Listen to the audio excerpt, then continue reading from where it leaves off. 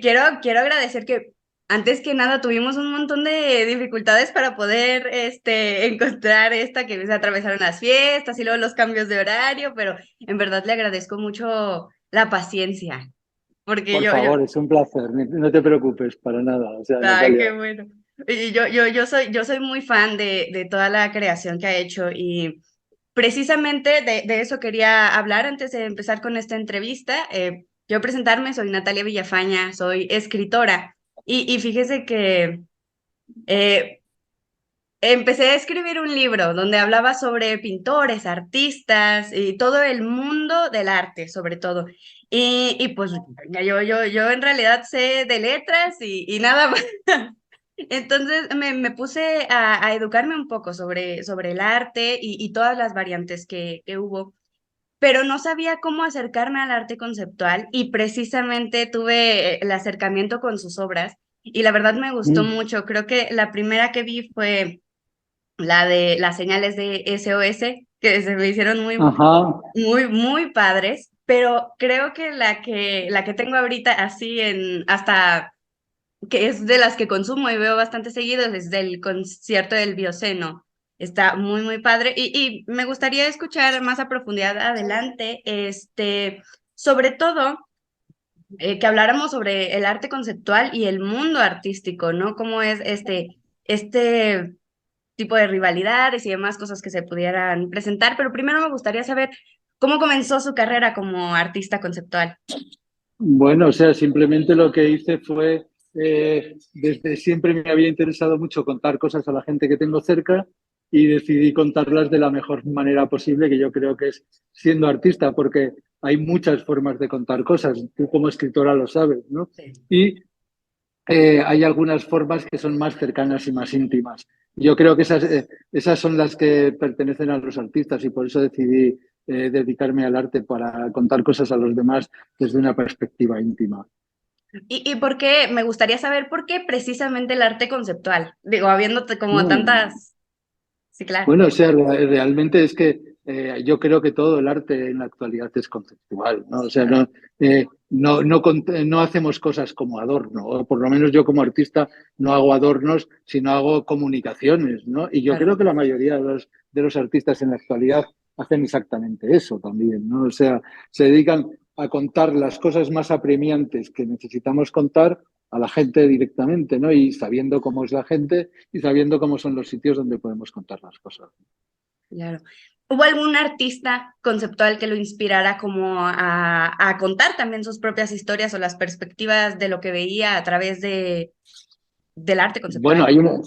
hay una corriente enorme de artistas conceptuales desde los 50 que empezaron, pues Kossuth, por ejemplo, Ajá. o toda la gente de los movimientos Fluxus también. Yo creo que estaban trabajando con ideas desde hacía tiempo. De hecho, tengo la sensación de que los grandes artistas antiguos tipo Velázquez, etcétera, también desarrollaban conceptos y los desarrollaban en forma de pintura, ¿no? Simplemente es cuando eres artista en la actualidad puedes usar muchas técnicas y lo razonable es usar la que es más eficaz para lo que estás contando en ese momento, exactamente, ¿no?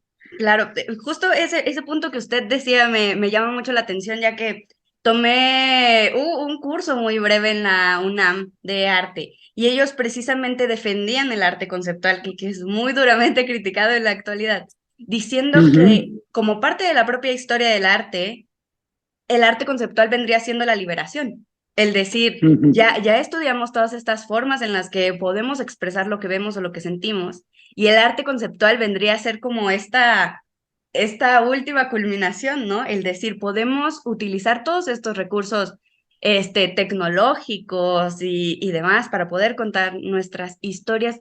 Yo quisiera saber cómo lleva esta parte de la crítica, que hay muchas personas que piensan que los artistas conceptuales hacen más bien como escenarios para fotografías, como decoraciones, en lugar de arte.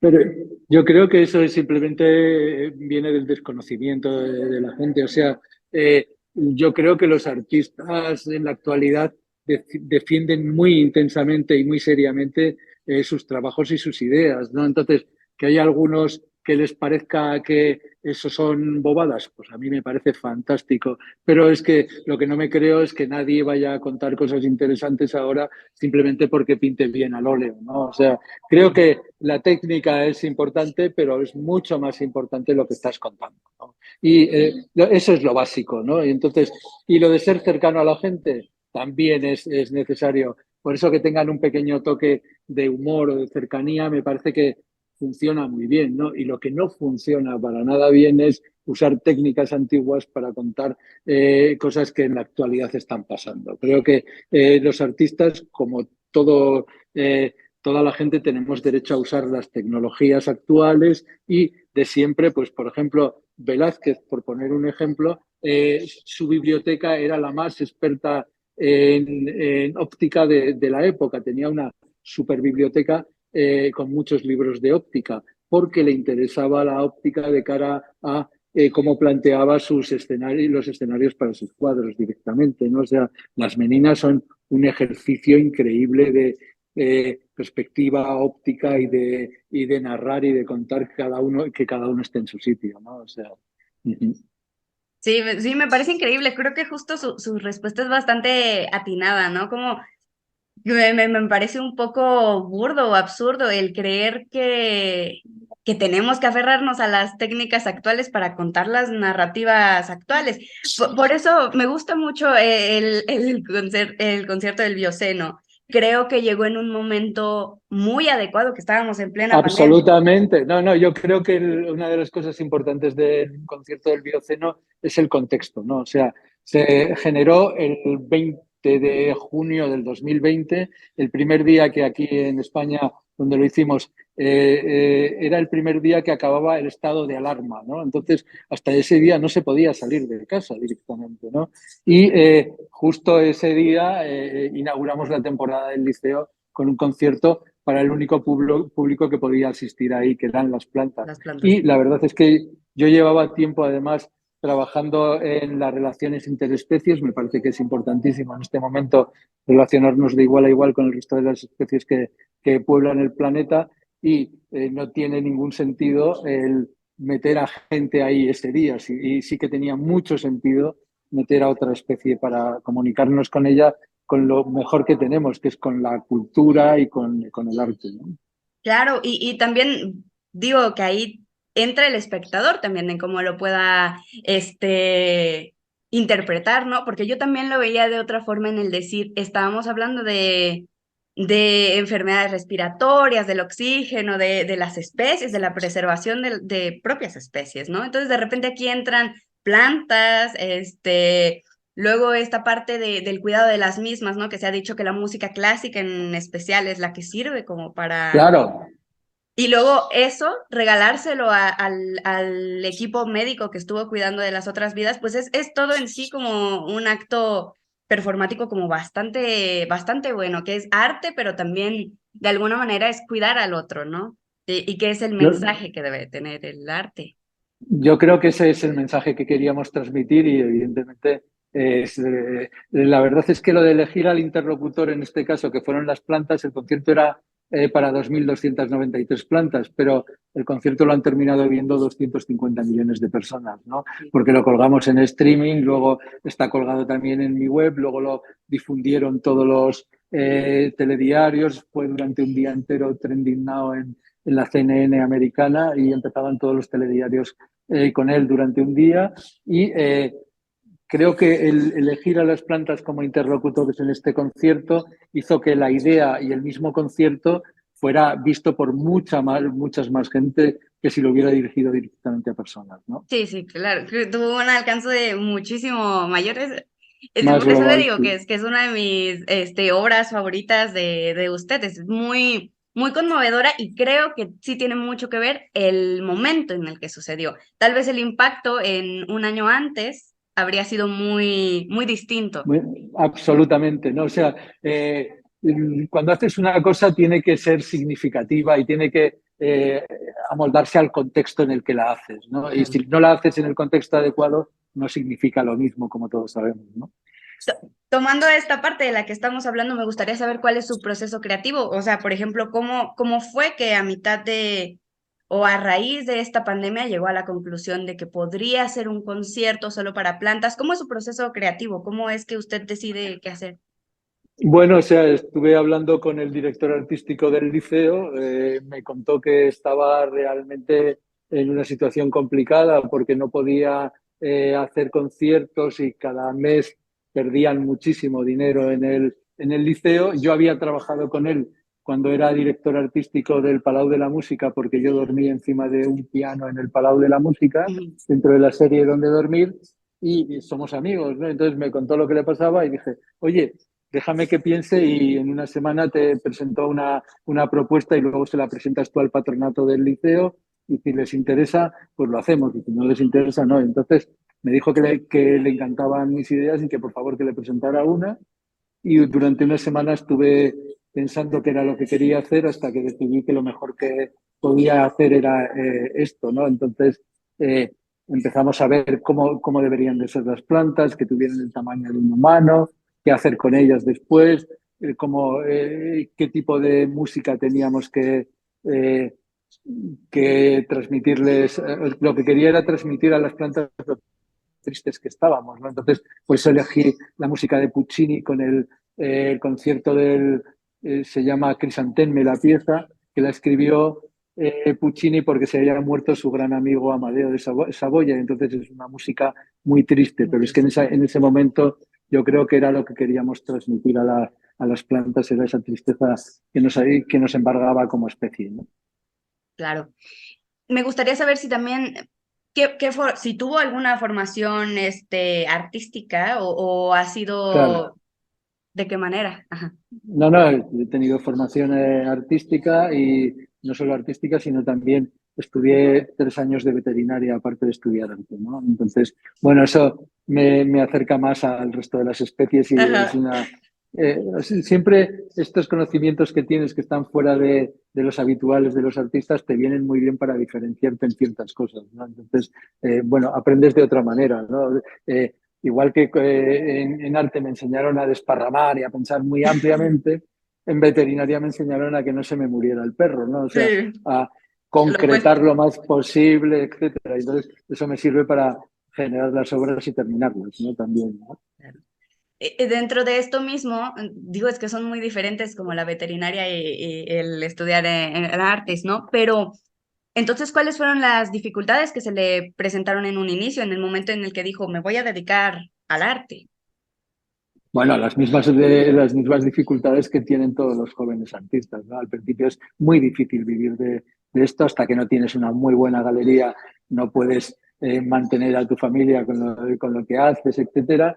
Pero bueno, estuve trabajando como ilustrador para periódicos, también trabajé haciendo dirección creativa, todo tipo de trabajos parecidos al del artista, pero eran trabajos anexos. También fui comisario de exposiciones durante mucho tiempo como trabajo alimenticio. La verdad es que era mucho más rentable que lo que me daban por mis piezas directamente, ¿no? Pero luego a partir del 2000 cambió un poco el paradigma en el arte y empezaron a poderse vender bien vídeos, fotografías, las acciones, las performances y todo esto. Y gracias a eso pude sobrevivir y además que solo dedicarme al arte directamente, ¿no? Sí, maravilloso. ¿Y qué le recomendaría entonces, por ejemplo, a los jóvenes artistas que ahorita lo estén viendo, o sea, que estén viviendo precisamente esta parte de decir, me quiero dedicar al arte, pero es muy difícil en el primer momento? Bueno, que se presenten a becas, ayudas y residencias, porque creo que hay bastantes y además es la forma de que conozcan su trabajo los más expertos, los directores del Ujú. museo, los comisarios, que son los que están en los jurados de estas becas, ayudas y residencias, ¿no? Por supuesto, y que confíen en que lo que están contando ellos lo están contando desde ahora, desde la hora, ¿no? Y ellos son el ahora y es una de las cosas mejores que pueden tener para trabajar con ellos, ¿no? Claro. Directamente, lo que está sucediendo, ¿no? Que es la confianza también, a veces eso es como determinante, ¿no? Porque, híjoles, es Claro. como muy complicado porque estuve viendo ahí comentarios, videos de todo en general, Uh -huh. sobre el arte conceptual y me parece como muy interesante que ahora todo el mundo se crea crítico de arte, ¿no? Entonces, eso me imagino que puede desalentar a quienes en un primer momento se estén dedicando al arte, ¿no? El que a lo mejor Bueno, publiquen o algo sea, y alguien desaliente. yo creo que, bueno, o sea, la verdad es que este mercado es un mercado intenso en el que hay mucha gente implicada y cada uno tiene sus opiniones y sus necesidades y su estar en el mundo. Y desde ahí es desde el que ejercen sus teorías o destruyen las teorías de los demás. Es un mundo en el que no tienes por qué estar cómodo, ¿no? Sino Mm. simplemente tienes que estar ahí y ocupar tu espacio y tu sitio, ¿no? Y cuando la gente te critique, pues allá ellos. O sea que si tiene peso esa crítica, se impondrá sobre lo que tú haces y si lo que haces es más sólido que la crítica, se impondrá sobre esa crítica, ¿no? O sea, ahí es normal también que cuando a un artista le va bien, pues hay haters que le dicen groserías, hay tipos que le aman, o sea, hay toda una corte de gente Sí. que piensa en torno a las cosas que hacen los artistas, con más y con menos educación, evidentemente, ¿no? Cada uno lo hace como sabe también, ¿no? Claro, y cómo, cuál es su forma de hacer frente, por ejemplo, usted mismo, ¿no? Cuando le llegan algunas críticas, porque me imagino que debe ser bastante difícil. ¿Cómo hace para que no, tomárselo personal o que vayan a afectar de alguna manera su propio proceso creativo? Pues las críticas absurdas nunca las llego a ver. O sea, sé que hay un hater que habla sobre mis cosas sin ton ni son y simplemente pues paso. O sea, nunca he entrado en sus vídeos ni en movidas de estas porque no tiene ningún sentido, ¿no? O sea, yo hago mi trabajo y a él le parece que ese es su trabajo, pues perfecto, ya está, ¿no? O sea, ningún problema, ¿no? No tengo ningún problema en este sentido, ¿no? De eso mismo, ahora que lo mencionaba justo, escuché hace poco de Antonio García Villarán que a él le Ujú. gustaría hablar con usted de una manera, no en un debate que pudiera prestar como al pelear sobre qué es correcto y qué no, sino más bien como compartir, como veía cada uno el arte y hacer un poco las paces, ¿no? Ya que tuvieron ahí como un encuentro un poco incómodo. ¿Usted estaría dispuesto a hablar con Antonio García? No tengo ninguna necesidad de hablar con él. O sea, creo que ese es un negocio es ser youtuber y poner verde a Picasso, a Miró, a Yoko Ono, etcétera, etcétera. Y el mío es trabajar haciendo piezas de artista, etcétera, etcétera. Y como tan distinto un trabajo del otro, me parece que no es necesario. No, no, no Quiero sería decir, necesario. ¿por qué? ¿Para qué? O sea, si lo que él dice no tiene mucho sentido para mí y parece que lo que yo hago no tiene mucho sentido para él, pues ya está, ¿no? Es No hay mejor cada problema. quien por su No, no, lado. él tiene un tipo de público que no tiene nada que ver con el público del arte, Sí, además, normalmente, o sea que no hay ningún problema en este sentido, ¿no? ok. Por mi Precisamente, parte. precisamente por eso ahora a raíz de esta pregunta me gustaría preguntarle cómo describiría el ambiente artístico usted, o sea, en el que usted se desenvuelve, porque sé que es muy distinto entre una rama y otra. O sea, por ejemplo, entre la comunidad de escritores, pues es bastante tranquilo, como que cada quien hace lo suyo y de algún momento u otro nos describimos y listo. Pero quisiera saber cómo es en su medio. Pues exactamente lo mismo, ¿no? O sea, nos juntamos los artistas, hablamos tan tranquilamente, etcétera, y nos reímos de las cosas que pasan alrededor. Pues este tipo se mete conmigo, jajaja. No, pues, o sea, ningún problema. Sabemos que estamos en un mercado que fluctúa y que lo que interesa, lo único que interesa son las ideas potentes, ¿no? Entonces, pues si alguien las tiene, perfecto. Y si alguien en vez de tener ideas se dedica a, pues a poner verdes a los demás, ¿qué más da eso? ¿No? O sea, eso no pertenece al mundo del arte directamente, ¿no? O sea, Ok. y menos cuando se carga a los grandes iconos tipo Picasso, Miró, Yoko Ono, o sea, estas cosas o sea, no, son increíbles, absolutamente increíbles, ¿no? Y son fruto de un punto de vista, pues quizá bastante a ver, voy a intentar ser moderado al decirlo, ¿no? Pero es un poco retrógrado, ¿no? O sea, pensar en que esos grandes artistas no han planteado avances bestiales en torno a la cultura y a contar cosas a los demás, ¿no? O sea, y no me refiero a mí, sino al resto de los artistas consagrados, evidentemente, de otras épocas, que no tiene ningún sentido meterse con ellos. O sea, sobre todo cuando hay gente muy, muy, muy seriamente que ha estudiado muchísimo y que se ha adoptado conclusiones alucinantes y maravillosas, ¿no? Entonces, ¿para qué hablar con la gente que solo ve lo cutre, ¿no? O sea, no tiene mucho sentido, ¿no? O sea, creo yo, vamos. Ok. Entonces, Todo esto que estamos hablando en la última parte de la entrevista es completamente anecdótico y no tiene nada que ver con el mundo del arte, ni con los artistas, ni con los coleccionistas, ni con los museos, ni con las instituciones que se dedican a fomentar sí, el que claro. los artistas podamos generar piezas, ¿no? Lo otro es destructivo y absurdo, ¿no? Entonces, no, Sí. cuanto más lejos, mejor y ya está, ¿no? Sí, que creo que en esa parte, al parecer, ningún tipo de arte se puede escapar, ¿no? Digo, también pasa en el mundo de la literatura, ¿no? Que llega alguien a defender, no sé, que por qué estás hablando de una historia moderna en México. Mejor vamos a leer los clásicos y Shakespeare y Jane Austen. Entonces, bueno, pues que cada quien consuma lo que le Claro, gusta, ¿no?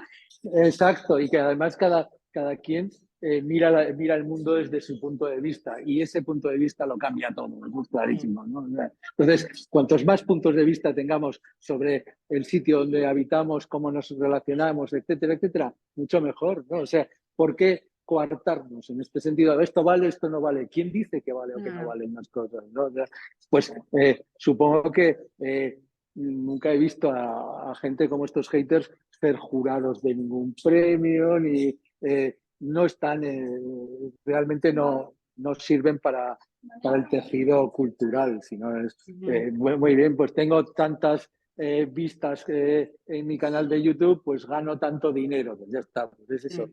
No hay más que el punto de vista comercial de él y ya está, simplemente es eso. Claro, que en esta parte, pues entonces, el ser artista en la actualidad también involucra resistencia, que me imagino que también debe haber sido en Por cualquier otro supuesto. momento de la historia, ¿no? Por Pero supuesto, ser artista tiene el punto este de resiliencia y además de denuncia y de crítica y de saber en qué sociedad estamos y qué es lo que necesita esta sociedad para cambiar. Ser artista al final es plantearte cambiar el mundo de alguna forma, ¿no? Y ujú, cambiarlo con las armas que tienes tú, que es la creatividad y las posibilidades de generar nuevas piezas, ¿no? claro, que todo contribuye. Por ejemplo, yo creo que también los hiperrealistas, cuando hablemos de la historia del arte en la actualidad, van a tener un punto muy fuerte ahí, pero también los conceptuales. Y a mí me parece maravilloso que haya tanta riqueza y tanta liberación del arte. O sea, que sería más bien de fomentarlo, de ver qué más historias tienen que contar y de qué formas. Eso es lo que hacen los grandes coleccionistas, los grandes museos y las grandes instituciones, fomentar que haya nuevas posibilidades de gente de todo tipo y que haya nuevas ideas que lleguen al mercado del arte y a la industria del arte y que fomenten que se renueve, que haya nuevas posibilidades, etcétera. Es eso. Muchísimas gracias. También me gustaría preguntarle, ¿cree que la competencia, esta misma, llevando este mismo tema, cree que la competencia sea un factor como motivador o desafiante para los artistas también? El decir, por ejemplo, vaya, ahorita hay tantas herramientas para poder crear y hay tantas personas que ahora se están animando a ser artistas. ¿Es un factor motivante para usted el decir, bueno, Por pues supuesto. Por supuesto, el mundo del arte es absolutamente, es muy competitivo. Quiero decir, hay páginas como artfacts.net en la que está el escalafón de los artistas que cambia cada semana dependiendo de en qué museos e instituciones estés exponiendo, etcétera. Y entonces yo entiendo que cuanta más gente haya dentro del mercado del arte, más riqueza conceptual y visual vamos a tener y más ideas sobre lo que está pasando en el mundo, ¿no? Entonces, por favor, ampliemos el mundo del arte, el mercado del arte lo más posible porque todos saldremos beneficiados sin ninguna duda. Vamos. Claro. Ahora me gustaría hablar de este tema que nos ha puesto a todos ahí como en un dilema complejo y es las inteligencias artificiales. Que ahora, pues, Ujú. por ejemplo, todos estamos ahí temiéndole un poco y ver cómo les aventajamos, ya que, por ejemplo, hay libros hechos por inteligencias artificiales, Sí, sí, pero sí, sí, no. que yo pienso que tal vez la estrategia ante el rápido avance de las inteligencias sería poder adaptarlas. ¿Usted cómo ve esta parte? ¿Qué piensa sobre el arte hecho por inteligencias artificiales? Bueno, o sea, la inteligencia artificial es un arma más, ¿no? Un arma más que tienes como artista para decir, pues quiero hacer esto, esto y esto. Y si lo metes en un programa, va y lo haces y a partir de ahí sigues generando cosas, ¿no? Evidentemente, las cosas que están hechas solo por inteligencia artificial son muy bobas, muy bobas. La inteligencia artificial en este momento es muy tonta todavía, ¿no? Como habrás comprobado con los escritos que hacen, siempre Sí. son muy previsibles, nunca generan ideas nuevas, sino que juntan las ideas que hay hasta ahora, ¿no? Entonces, bueno, yo creo que igual que antes la gente se dedicaba a sumar, multiplicar y dividir con mucha rapidez y desde que existen las calculadoras ya nadie se dedica a eso porque lo metes en la calculadora, pues la inteligencia artificial hará que muchos conocimientos los tengas rápidamente y a partir de esos conocimientos elabores tus teorías y tus piezas directamente, ¿no? O sea, es algo así, ¿no? Claro que podría ser una herramienta más, ¿no? En lugar del No, enemigo. no, es una herramienta y como tal se usa y es verdad que, por ejemplo, para medicina es perfecta o para abogacía porque te salen todos los casos y lo tienes claro. Es al final, más que inteligencia artificial, son datos, es Big Data, ¿no? Y Big Data muy bien gestionada, simplemente, ¿no? Pero no genera nuevas posibilidades, ¿no? Simplemente te expone todas las posibilidades que tienes y con respecto a eso dices, oye, pues si sabes descubrir un tumor en los riñones porque has visto todos los tumores del mundo y está en una especie de base de datos, pues lo vas a saber mucho antes que un médico si eres inteligencia artificial, ¿no? Pero si lo que quieres es generar una idea nueva, no Sí. creo que lo consiga la inteligencia. Y si lo que quieres es escribir un libro en el que cuentes cosas nuevas, pues No va a puedes ser. escribir un libro que sea el compendio de todos los libros que te gustan, ¿no? Decir, vale, pues quiero escribir un libro sobre viajes como si lo hubiera escrito Derrida, ¿vale? Pues perfecto, pues a lo mejor sale un libro coherente que luego tendrás que corregir, etcétera, etcétera, pero no irá más allá de lo que dice Derrida ni de lo que dicen los libros de viajes, ¿no? O sea, Claro, será un conjunto de conjunto. eso exactamente, ¿no? Claro. Y Uh-huh. ya por último, me gustaría preguntarle, señora Ampudia, ¿qué viene ahora? ¿En qué está trabajando precisamente? ¿Qué de nuevo nos espera a los que consumimos su arte? Bueno, pues últimamente acabamos de presentar una pieza que es una acción transmedia para que los humanos se conviertan en árboles, por ejemplo, ¿no? O sea, lo estamos trabajando ahora, puedes meterte en la web beatree.now.org, o sea, seunarbolahora.org en inglés, y allí si sigues las instrucciones y mediante un pequeño baile que ya lo ha hecho bailarinas de la Compañía Nacional de Danza aquí en España. A partir de eso, y si te vistes de verde, puedes convertirte En un árbol. perfectamente en un árbol. Y luego yo, con todos los que han entrado en esa web y se han convertido en un árbol, haré un bosque con todos ellos, un bosque en el que los humanos tenemos esta relación con otras especies de una manera coherente, ¿no? Es muy Es, interesante. Lo voy a anotar para poder entrar. claro, claro. beatrinow.org, ¿no? .org. Perfecto. Y también pues, les hacemos la invitación a todas las personas que estén viendo para que también entren, porque mientras más mejor. Por supuesto, es un baile facilísimo y entonces solo tienes que entrar en la web, seguir las instrucciones y cuando suene la música, después de una cuenta atrás de 5, 4, 3, 2, 1, suena la música y tú te pones, bailas, quizá con esta misma cazadora que llevas que es verde, es perfecta Ah, para sí. hacerlo y, y me gustará verlo porque todos los árboles, si das permiso, se guardan en la web y luego yo esos árboles los voy a usar para hacer un vídeo con ellos, ¿no? Perfecto. ¿vale? Quiero agradecerle muchísimo por el tiempo que me brindó, porque en realidad, o sea, usted fue un pilar para poder construir mi última obra, para poder abrirme como este nuevo horizonte, ¿no? Porque creo que en la escuela todos nos educan a ver lo mismo, ¿no? El mismo tipo de arte, lo clásico y demás, que están bastante bien, pero, pero esta parte del arte conceptual es como más difícil de acceder en la escuela normal, ¿no? Y a Lo través de usted entiendo. pude hacerlo. Entonces, en verdad le agradezco muchísimo por eso y porque no, es un honor tenerlo aquí en esta entrevista. Ha sido un placer, Natalia. O sea, no hay ningún problema y ya sabes que me interesa lo que haces tú también. Entonces, pues me vas informando de lo que vas haciendo, ¿vale? Claro, claro. A ver, ahí nos seguimos comunicando. A ver, yo creo que de alguna manera podemos seguir colaborando. Perfecto. Venga, Muchísimas pues gracias. muchas gracias y chao, hasta luego.